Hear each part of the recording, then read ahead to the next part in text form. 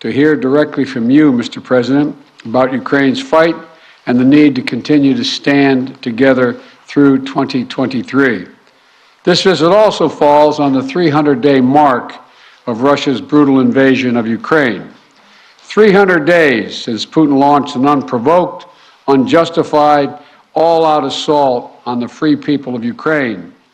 300 days of Ukrainian people showing Russia and the world their steel backbone, their love of country, and their unbreakable determination, and I emphasize unbreakable determination, to choose their own path.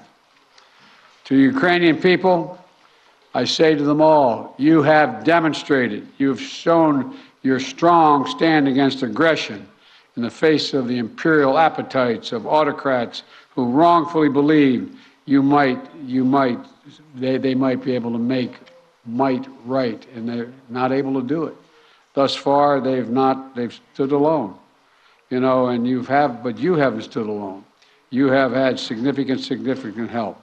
We've never stand alone. You will never stand alone. When Ukraine's freedom was threatened, the American people, like generations of Americans before us, did not hesitate. The support from all across this country, Americans of every walk of life, Democrats and Republicans alike, had the resources and to rebound and resounding united way to provide unequivocal and unbending support for Ukraine. Because we understand in our bones that Ukraine's fight is part of something much bigger. The American people know that if we stand by in the face of such blatant attacks on liberty and democracy and the core principles of sovereignty and territorial integrity, the world would surely face worse consequences. And as I said, when Putin rolled his tanks into Ukraine in February, American people are prepared to have us stand up to bullies, stand up for freedom. That's who we are as Americans, and that's exactly what we've done. Even before the invasion began and Putin threatened Ukraine by building up his forces, we helped make sure Ukraine would be prepared to defend itself, even before they crossed into Ukraine. We provided a steady stream of defensive weapons, including air defense systems and artillery, ammunition, and so much more. And we've not done it alone. From the very beginning, the United States rallied allies and partners from around the world to stand strong with Ukraine and impose unprecedented, and I emphasize unprecedented, sanctions and export controls on Russia, making it harder for the Kremlin to wage this brutal war. More than 50 nations have committed nearly 2,000 tanks and other armored vehicles, more than 800 artillery systems, more than 2 million rounds of artillery ammunition, and more than 50 advanced multiple rocket launching systems, anti-ship and air defense systems, all to strengthen Ukraine. Together, we provided billions of dollars in direct budgetary support to make sure the Ukrainian government can keep providing basic fundamental services to the Iranian people, like health care, education, and emergency personnel. This includes another $2 billion that in direct budget support from the American people that the World Bank distributed earlier this week. We provided humanitarian assistance to help the millions of Ukrainians who have been forced to flee their homes because of Putin's inhumane, brutal war. Communities across Europe have opened their hearts and their homes to help Ukrainians in need. The United States has been proud to welcome more than 221,000 Ukrainians seeking refuge since March of 2022, including as part of Uniting for Ukraine, as part of our Uniting for Ukraine program. And today, USAID is committing more than $374 million in urgently needed humanitarian assistance for Ukraine. This will help provide food and cash assistance for more than 1.5 million Ukrainian people, as well as access to health care, safe drinking water, and help stay warm in the winter for more than 2.5 million Ukrainians. The United States and our allies and partners around the world have delivered a broad range of assistance at historic speed and has been critical to bolstering Ukraine's success thus far. Ukraine has won the Battle of Kyiv, has won the Battle of Kherson, has won the Battle of Kharkiv. Ukraine has defied Russia's expectations at every single turn. And President Zelensky, you have made it clear that he is open to pursuing, well, let me put it this way. He's not open, but you're open to pursuing peace. You're open to pursuing a just peace. We also know that Putin has no intention of stopping this cruel war. And the United States is committed to ensuring that the brave Ukrainian people can continue to defend their country against Russian aggressions as long as it takes. And I want to thank the members of Congress for their broad bipartisan support to Ukraine. And I look forward to signing the omnibus bill soon, which includes $45 billion in additional funding for Ukraine. I'll also sign into law the National Defense Authorization Act, which includes authorities to make it easier for the Department of Defense to procure critical munitions and defense materials for Ukraine and other key materials to strengthen our national security. Today, I'm announcing the next tranche of our security assistance to Ukraine.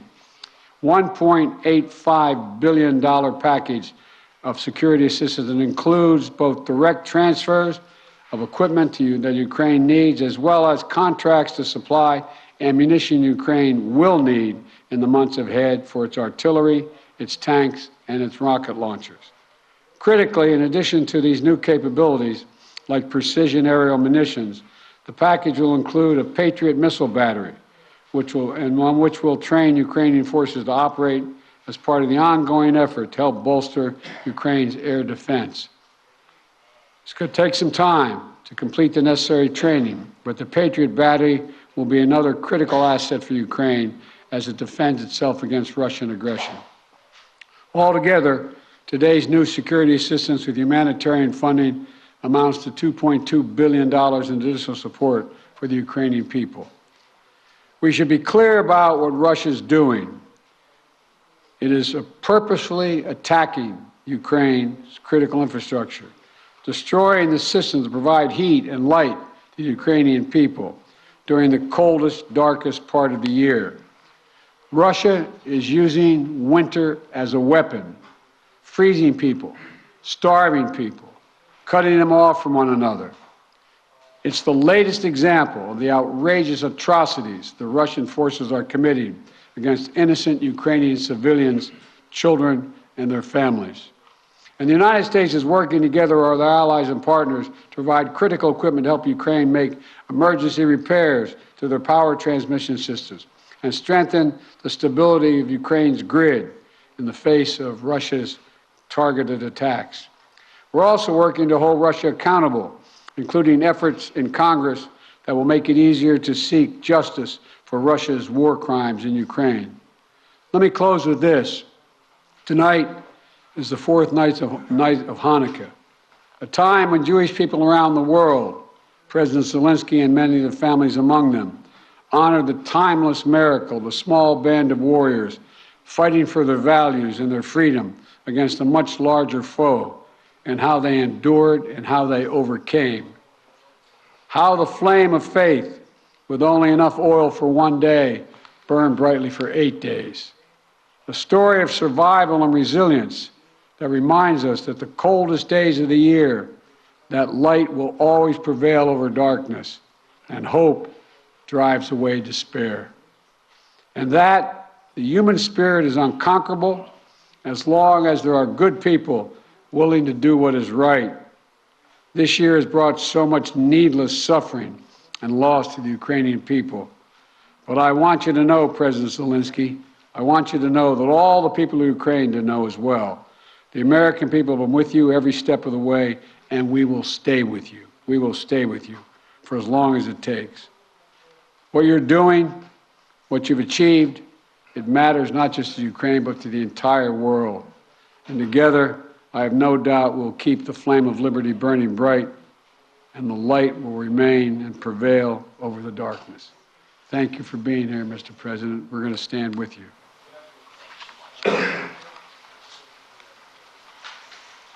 Thank you. Dear Mr. President, please put on the equipment. Once again, Mr. President, President Biden, audience, journalists, ladies and gentlemen, I came here to the United States to forward the word of thanks to the people of America, people who do so much for Ukraine. I am thankful for all of this. This visit to the United States became really a historic one for our relations with the United States and the American leadership. In the last 30 days of this war, we have started a new phase of our interrelations with the United States. We became a real partners and allies with the content. And I felt today during all of my meetings and during our talks. Once again, I would like to thank Mr. President Biden, for his candid support and what is very important, the understanding of Ukraine, and for the support of the international coalition to strengthen international law. I am grateful to President Biden for his personal efforts, his steps that unite the partners and global South. When all countries of the world take some position and are focusing on cooperation and mutual understanding, this is very useful for all of the countries, for Ukraine, for the United States. I want to thank the Congress for bipartisan, bicameral support, and I am looking forward to good meetings with the members of the Congress and their support. This is the visit that I'm here today to meet with the Congress. The main issue during my today's talks is to strengthen Ukraine. Next year, our movement forward to fight for our freedom and independence. I have good news returning home. President Biden announced a new package of defense support, about $2 billion, and the strongest element of this package is the Patriot battery systems, something that will strengthen our air defense significantly. This is a very important step to create a secure airspace for Ukraine, and that's the only way we would be able to deprive the terrorist country and their terror attack to strike our energy sector, our people, and our infrastructure. We had a very good negotiation and talks about our strategic steps, which we discussed with President Biden, and what we expect next year and for what we are preparing. This is very important for all Ukrainians, and I am hopeful. And once again, thank you, Mr. President, for $45 billion, because this is a big assistance, and I hope that the Congress will approve this financial assistance for our country. This is almost $45 billion. Thank you very much for the support. Every dollar of this investment for the United States is going to be strengthening of global security. I know that the American leadership will be strong and will play an important role in global scope, and the United States will help us to defend values and independence. And regardless of changes in the Congress, I believe that there will be bipartisan and bicameral support, and I know that everybody works for this. And of course, during all of my meetings today, we discussed issues of standoff against terror of Russia, the destruction of our energy infrastructure. We need to survive this winter. We need to protect our people, and we need to be very specific in this area. This is a key humanitarian issue for us right now. This is the survival issue. We are discussing sanctions and legal pressure on the terrorist country Russia. Russia needs to be held accountable for everything it does against us, against our people, against Europe and the whole free world. And it is very important that we have have the peace formula. And for that, we offer very specific steps what America can do to help us to implement them. We propose global formula for peace summit. I'm thankful for our American counterparts that they feel us and understand how important it is to continue and stay on course and work on integrity of the country and international rule of law. We will also need, as soon as our defense capabilities will be strengthened in the next few months. I don't want to discuss it in details right now. I believe you understand why, but I am very grateful to President Biden. Thank you for your attention to all of these issues. Glory to Ukraine. Thank you very much, Mr. President. We're going to take questions from 4 different reporters, and let's start with Alex of Yahoo News. Thank you, Mr. President. In 2022, you presided over a bipartisan international coalition to support Ukraine. How will you keep that coalition from fraying in 2023? And President Zelensky, welcome to Washington on this beautiful winter day. What is your message to the American people? Well, answering your questions first, I'm not at all worried about holding the alliance. Наше союзницьке партнерство з країнами Європейського Союзу і іншими країнами. I assume this is simultaneous. All right. Okay. I've never seen NATO or the EU more united about anything at all. And I see no sign of there being any change. We all know what's at stake here. Our European partners, all the more so. They fully understand it. This is about, we've never seen a major invasion of a European country since World War II.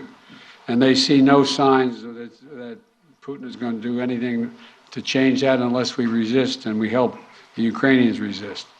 We all know what's at stake. The very idea of sovereignty, the UN Charter. Putin thought he would weaken NATO. Instead, he strengthened NATO. I once said to him that we talk about he wanted to see Europe end up being divided. And instead, what did he do? He produced a more united Europe with Sweden and Finland joining. So I don't see any reason to believe there will be any lessening of support. And as we reach out to our NATO allies, our Secretary of Defense and our Secretary of State, we get continued support, not only there, but also from around the world, from Japan and many other countries as well. So I feel very good about the solidarity of support for Ukraine. Thank you for your question. Thank you very much. You asked me what are the message to American people. I think I will tell you very simple things, which are very important for me. And I think so that we have the same values and the same understanding of the life, the sense of the life. My message, I wish you peace. I think that is the main thing, and you understand it only when the war in your country, when somebody like these terrorists from Russia come to your houses. And I wish you to see your children alive and adult. And I wish you to see your children when they will go to universities and to see their children. I think that is the main thing what I can wish you. And of course, to be together with us, jointly, because we really fight for our common victory against this tyranny. That is real life, and we will win. And I really want win together. Thanks so much. Not want, sorry, I'm sure. You call on one of your people, press person? Yeah. Будь ласка. Канал Інтер. Yeah, thank you. Dmitry Anopchenko, Ukrainian television. President Zelensky, President Biden, I got a question to both of you, but firstly, as Ukrainian, and I mean it, I want to thank the United States for supporting my country. And, you know, my family is in Ukraine, and I definitely understand they will not be alive today if America will not support my country, both politically and militarily. So thank you for this. It's honest. We will. And as of my question, we enter a new phase of this war, and you definitely discussed today which path to choose, how the war could come to an end, and what's next. Will it turn into a new counteroffensive or some kind of peace talks? So, Mr. Biden, Mr. Zelensky, could you share your vision? What's the fair way to end this war, and how do you understand this word, fair peace? Thank you. My view.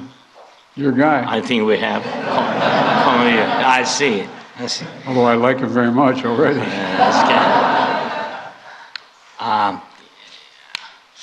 Ви розпочали це запитання. You have started this question. I'm sorry. Sometimes I switch on my native language.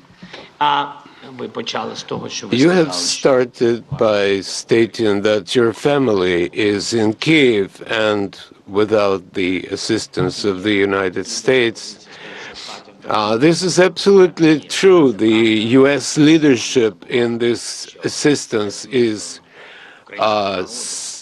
strong, and again, I would like to remind you that U.S. family will be in danger without the armed forces of Ukraine, which is very important. That concerns your questions per se. What would you like to hear? Just peace? I don't know. I don't know what just peace is. It's a very philosophical description. If there is a just war, I don't know. You know, for all of us, peace, just peace is different. For me, as a president, just peace is no compromises as to the sovereignty, freedom, and territorial integrity of my country, the payback for all the damages inflicted by Russian aggression. I'm sorry, I'm talking about children a lot today, but as a father, I would like to emphasize, you know, how many parents lost their sons and daughters on the front lines. So what is just peace for them? Money is nothing, and no compensations or reparations are of no consequence. They live by revenge. Отже, I think this is a tremendous tragedy, and the longer the war lasts, the longer this aggression lasts, there will be more parents who live for the sake of vengeance or revenge, and I know a lot of people like that. So there can't be any just peace in the war that was imposed on us by these, I don't know how to describe that because we are in the White House and I can't find the proper language. So these inhumans, I would say. Let me respond. I think we share the exact same vision. And that a free, independent, prosperous, and secure Ukraine is the vision. We both want this war to end. We both want it to end. And as I've said, it could end today if Putin had any dignity at all and did the right thing and just said, pulled out. But that's not going to happen. Not going to happen. It's not going to happen now. So what comes next? What we talked about today was we're going to continue to help Ukraine succeed on the battlefield. It can succeed in the battlefield with our help and the help of our European allies and others. So that if and when President Zelensky is ready to talk with the Russians, he will be able to succeed as well because he will have won on the battlefield. And, you know, I don't think we should underestimate the impact this war is having on Russia and the losses they're suffering. And you saw just, I think it was 2 days ago, Putin saying that this is much tougher than he thought. He thought he could break NATO. He thought he could break the West. He thought he could break the alliance. He thought he could be welcomed by the Ukrainian people that were Russian-speaking. He was wrong, wrong, and wrong. He continues to be wrong. The sooner he makes it's clear that he cannot possibly win this war, that's when the time we have to put this president in a position to be able to decide how he wants the war to end. My turn, huh? Please, yeah. Phil Matterly, Matt Matterly of CNN. Thank you, Mr. President. Welcome, Mr. President. Mr. President, to start with you, your advisors often talk about how critically important you view face-to-face interaction. I'm wondering, after spending 2+ hours face-to-face with President Zelensky, what you learned or what you took from the meeting that perhaps you couldn't glean or learn in the phone calls or video conferences, and somewhat tied to that, was there any discussion related to the U.S. assessment that Russia would not take escalatory action now that Patriots are being sent, a Patriot battery will be delivered? Let me answer the first question, the first part of your question. You know I get kidded for saying that there's all politics is personal. It's all about looking someone in the eye, and I mean it sincerely. I don't think there's any substitute for sitting down face-to-face with a friend or a foe and looking them in the eye. And that's exactly what's happening at this moment. We've done that more than once, and we're going to continue to do it. And the winter is setting in, and Putin is increasingly going after civilian targets and women and children, orphanages. This guy is, well, but he's going to fail. And he's going to fail. He's already failed because he now knows that there's no way he's ever going to occupy all of Ukraine. There's no way in which he's going to be accepted by the Ukrainian people. And so he's failed in the past, and it was very important for him and everyone else to see that President Zelensky and I are united, two countries together, to make sure he cannot succeed. And I think I may be mistaken, but I know I judge every leader by the way what they say to me, their consistency, and look him in the eye. This guy has to his very soul is who he says he is. It's clear who he is. He's willing to give his life for his country, and all the folks that came with him today. And so I think it's important for him to know we are going to do everything in our power to see that he succeeds. Thanks. What was the second part of your question? I just asked if you had discussed how the U.S. calculated the escalatory effect of sending a Patriot missile battery to Ukraine. I did not discuss that at all with the president, but we do not. It's a defensive system. It's a defensive weapon system. It's not escalatory. It's defensive, and it's easy to not. And we'd love to not have to have them use it. Just stop the attacks. President Zelensky, again, welcome. You mentioned earlier that you wanted to make this trip for a while now. Why now? And also, can you tell me what you think the message you are sending to President Putin is, given the fact that 24 hours ago you were on the ground in the front lines with artillery echoing behind you, and now you find yourself in the White House standing next to the president?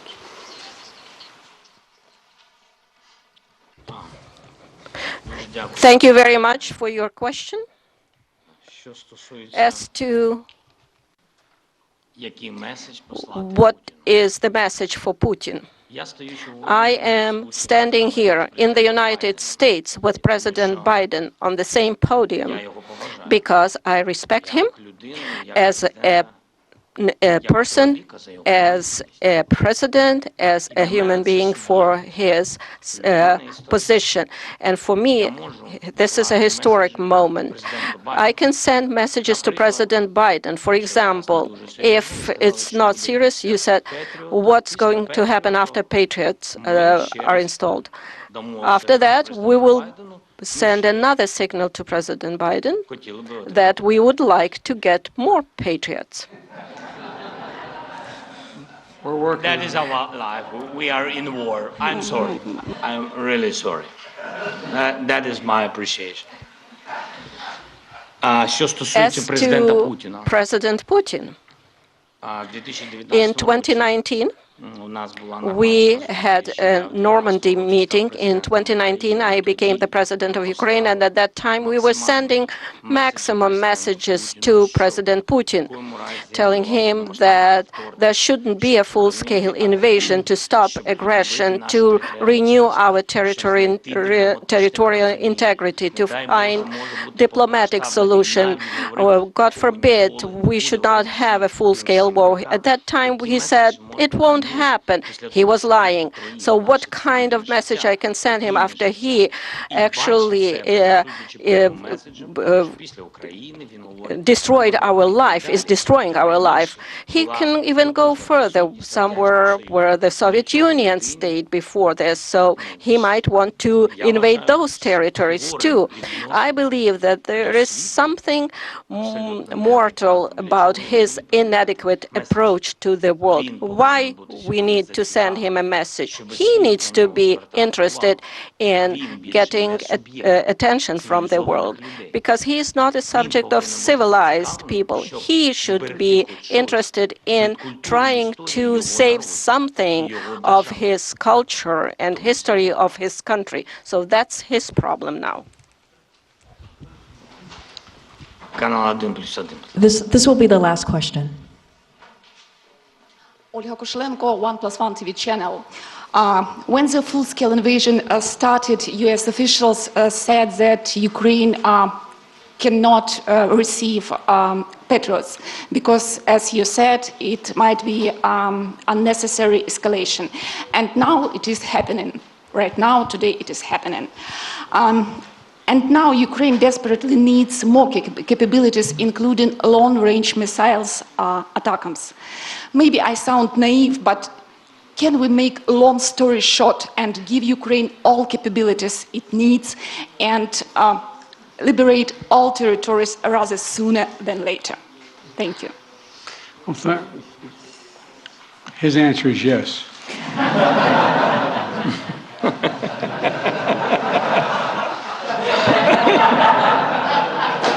I agree. Let me be straightforward with you here. Look, the fact is that it's important to remember that before Russia invaded, we dedicated an enormous amount of security assistance to Ukraine. And we've given Ukraine what they needed, when they needed to defend themselves. And since the invasion, that has resulted in more than $20 billion in terms of security assistance. Just today, I approved another $1.8 billion in additional assistance to Ukraine for it to succeed on the battlefield. And we're focused on working with allies and partners to generate capability in 4 key areas. Air defense, as we know today, the Patriot is the best of that. Secondly is to, and we're looking to do more, we provided hundreds of advanced artillery systems and from dozens of countries. Thirdly, we've worked with partners to get Ukraine tanks and other armored vehicles. And fourthly, we've announced today another 200,000 rounds of additional ammunition. Now you say, why don't we just give Ukraine everything there is to give? Well, for 2 reasons. One, there's an entire alliance that is critical to stay with Ukraine. And the idea that we would give Ukraine material that is fundamentally different than is already going there would have a prospect of breaking up NATO and breaking up the European Union and the rest of the world. We're going to give Ukraine what it needs to be able to defend itself, to be able to succeed and succeed in the battlefield. And the other piece of this is, you may recall, one of the reasons why I have spent, well, I won't tell you the calculation, but I've spent several hundred hours face-to-face with our European allies and the heads of state of those countries, and making the case as to why it was overwhelming in their interest that they continue to support Ukraine. They understand it fully, but they're not looking to go to war with Russia. They're not looking for a third world war, and I think they can all be avoided by making sure that Ukraine is able to succeed in the battlefield. So, anyway, there's more to say, but I probably already said too much. Thank you. Well, thank you all very, very much appreciate your time and attention. And as I said, Mr. President, you don't have to worry. We are staying with Ukraine as long as Ukraine is there. Thank you all. Thank you so much. All the best. Ladies and gentlemen, please remain in your seats until the official delegations have departed. Thank you.